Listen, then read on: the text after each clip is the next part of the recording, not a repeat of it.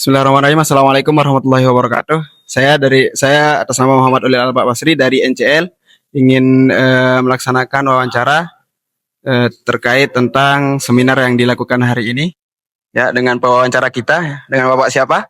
Baik, saya dengan Pak Imron Hadi, ya. Saya dosen di UIN Mataram dan juga dosen di sini di IH. Baiklah Bapak, terkait dengan seminar tadi, apa gagasan utama yang Bapak sampaikan dalam seminar nasional ini? Dan bagaimana relevansinya dengan kondisi masyarakat saat ini?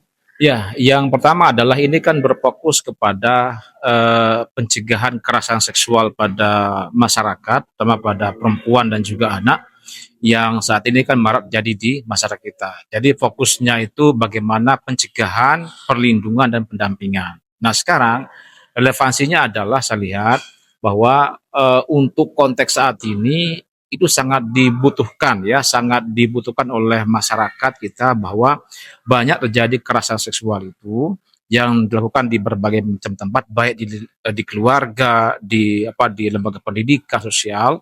Maka eh, partisipasi daripada pemerintah untuk menangani ini sangat-sangat penting sekali dan juga sangat dibutuhkan oleh masyarakat, terutama masyarakat yang terkena korban tadi itu, ya, itu sangat-sangat dibutuhkan dan sangat relevan untuk dilaksanakan seperti itu.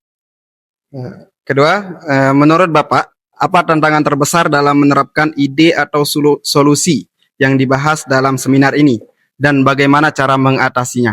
Ya, yang pertama begini, dalam kasus kekerasan itu kan lebih kepada pertama tidak beraninya dibuka masalah ini.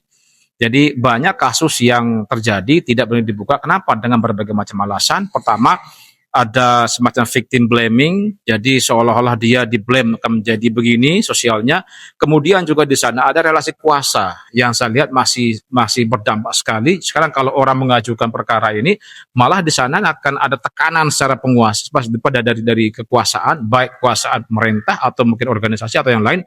Ini juga membuat mereka takut untuk mengadukan itu.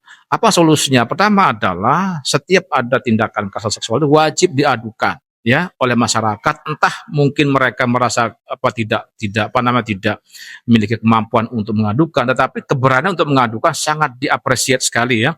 Jadi keberanian untuk mengadukan baik ke lembaga terkait atau kepada penegak hukum, polisi, ini sangat-sangat dibutuhkan. Yang kedua adalah di sana perlu ada semacam perlindungan dalam konteks keluarga saat ini. Orang tua tidak hanya bekerja saja, tapi juga melihat bagaimana anaknya itu, ya kan, anak, baik itu anak yang kemudian diasuh atau anak yang dimasukkan ke pondok pesantren atau pendidikan, itu juga perlu untuk dikontrol, ya kan, supaya nanti jangan dilepas sekali, akhirnya anak ini yang kemudian tidak tahu nanti kadang-kadang juga menjadi korban seperti itu. Jadi itu lebih pada solusi, lebih pada kesadaran pada tugas sebagai keluarga, itu aja solusi.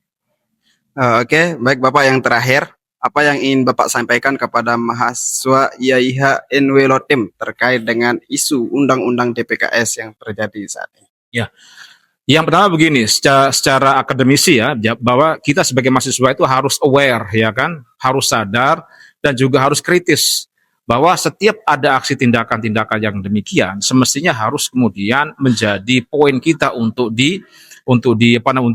dikaji, ya, kemudian juga untuk diberikan semacam advokasi, ya kan, perlindungan, dan juga bagaimana masyarakat tidak kemudian stagnan sampai ada kasus kemudian diam, tidak, tapi bagaimana kemudian menyuarakan, membantu, melindungi korban, baik korban mungkin di sana itu di dalam kampus atau di luar kampus. Ini juga bagian untuk diadvokasi. Kenapa? Tugas mahasiswa itu kan tidak sekedar belajar di kampus kan, tapi juga bagaimana mengimplementasikan ilmunya itu ke masyarakat, dan hanya mahasiswa yang berani untuk mengadvokasi itu.